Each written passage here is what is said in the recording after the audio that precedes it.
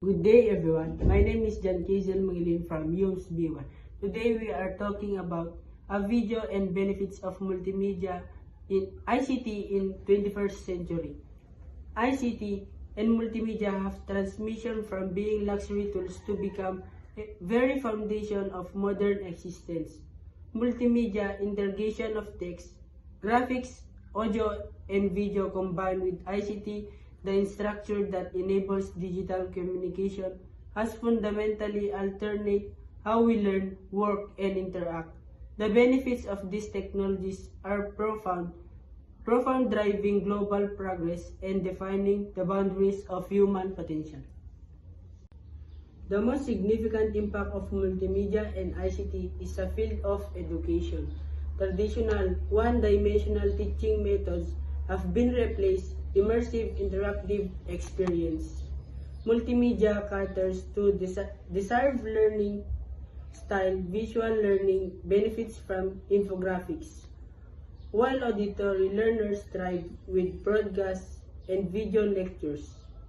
Therefore, ICT has democratized knowledge through e-learning platforms and digital libraries. A student in a remote village can access the same high-quality information as someone in major metropolis. This shift has turned education into long-life, self-paced journey rather than a localized event. And innovation, the rise of cloud computing, the collaborative software has eliminated geographical barriers, giving birth to the global office. Teams can now collaborate in real time across different time zones, fostering a more inclusive and flexible work culture. For business, multimedia is a powerful storytelling tool.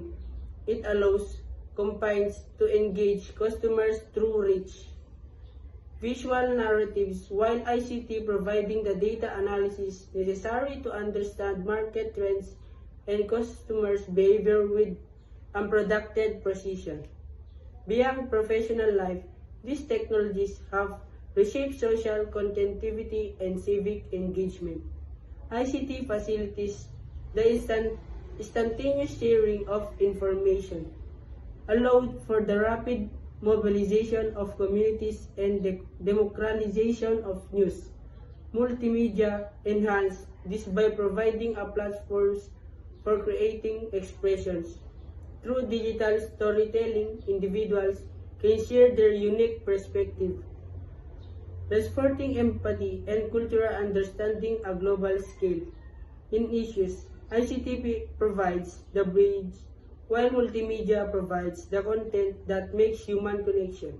Thank you for listening.